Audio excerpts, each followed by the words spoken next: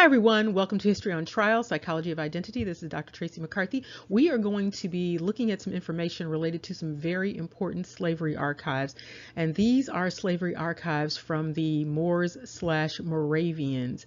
And so we're going to be looking at some information so that you can trace your ancestry using these very special archives, particularly if your ancestors came from the Caribbean, if they were in Jamaica, Barbados, or in the southeast, northeast area of the United States.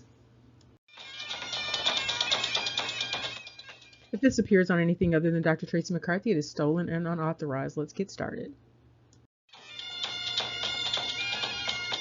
On this map, you can see where the Moravians are located. Now, there is a very interesting clustering of the Moravians on the southeast, northeast portion of the United States, and then a concentration in the Caribbean. And so if you had grandparents from any of these areas, you might be able to find some very important ancestral information related to your grandparents. And you see here that there's information about where the Moravians have been located. And you see that there is a cluster in Eastern Africa. And it says other major Moravian centers are in the Caribbean. So you've got the U.S. Virgin Islands, Antigua, Jamaica, Tobago, Suriname, Guyana, St. Kitts. So all over the Caribbean. And then you see another cluster of Moravians in South Africa, Winston-Salem, and Bethlehem, Pennsylvania. And so if you want to look at the Moravian archives, this is information about the archives and its contact information. So you can see that the major archives are in Winston-Salem, North Carolina. This is the phone number on the screen. This is the address, and you have the hours of operation. They have computers. They have a reading room. You can look at historical maps and graveyard lists and church diaries. They have military service records, marriage records, and so there is a lot of important information there related to the Moravians and slavery. For those who are not familiar with the name Moravia, it has Austrian roots, and it also relates to this idea of great water. And so you have Mor meaning great, and also relating to this idea of bodies of water. One thing to note about the Moravian records is that the Moravians were known for maintaining the hidden history of the quote-unquote black population in Salem, and this was in the late 18th century. And so you can get a great deal of information that may not be available or even known from other sources. Now let's quickly go over some of these resources that they have. They have an Eastern West Indies collection, and these are mission records from the Moravian Church. And these are extraordinary records. So if you are studying your own ancestral narrative, you're looking at history in general, religion, linguistics, you will find thousands of pages of information in these records. And they also include records related to just the slave trade in general, rebellion, revolution, emancipation. And so there is a lot of information there. If your history is rooted in the Caribbean, you'll find this very helpful. And what's really helpful about the Moravian records is they actually have tens of thousands of names. And so you actually see names that are attached to people versus some of the records where you see individuals don't have specific names in sort of census records, and you just have a male that's enslaved or a female that's enslaved. And so they have baptismal records, marital records, they have punishment records, they have all sorts of records related to religious practices of enslaved individuals in these areas.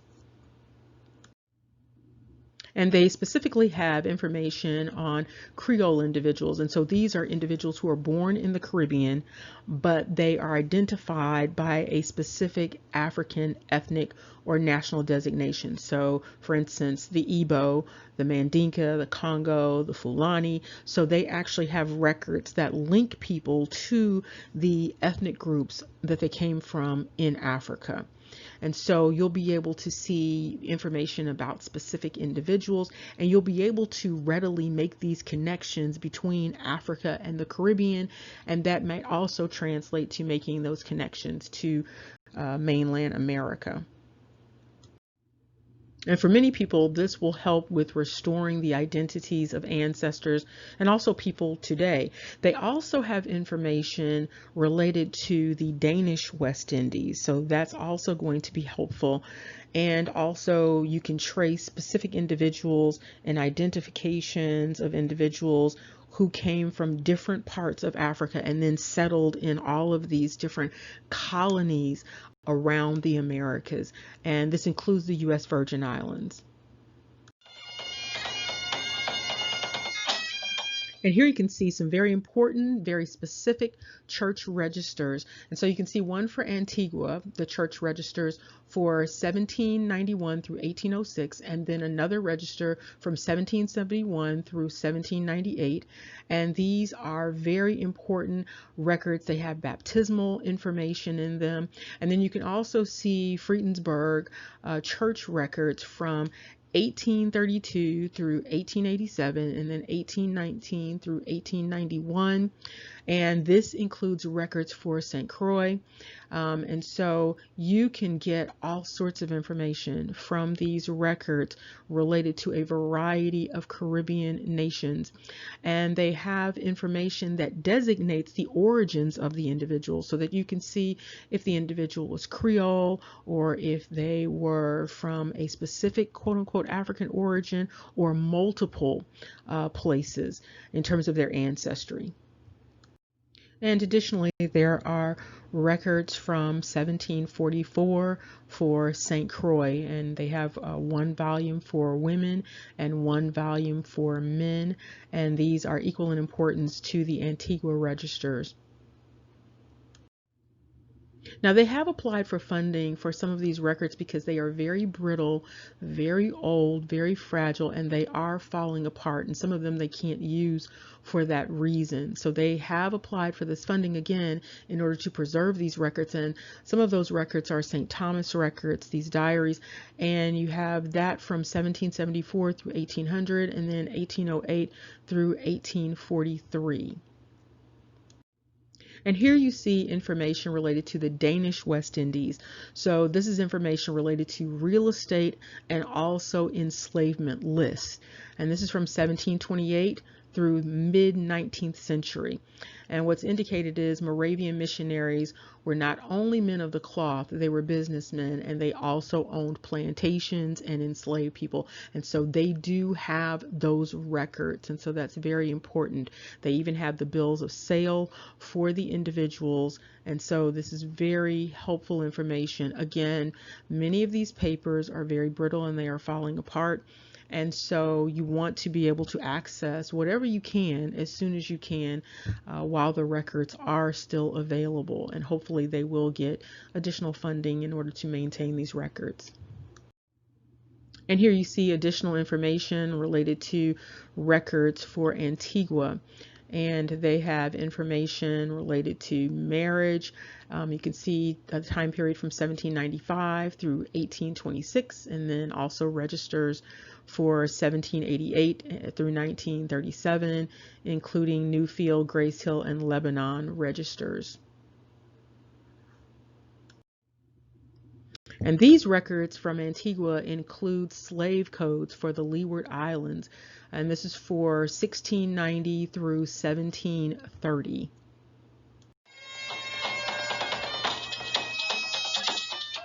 The Moravians have a history of exile coming out of Europe, and they also have a history of being related to what is known as the hidden seed.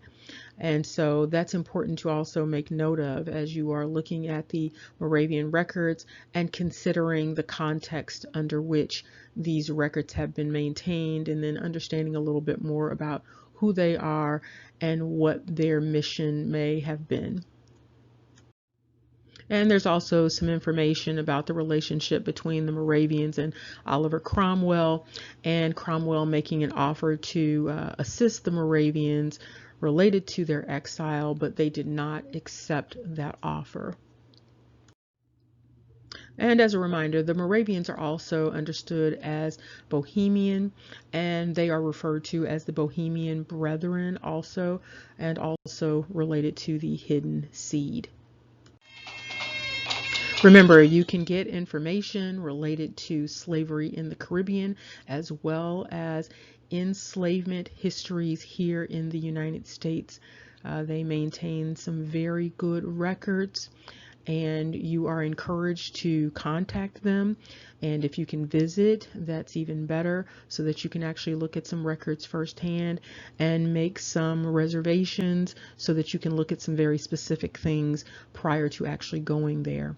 Remember, knowledge is power. Take care. See you soon.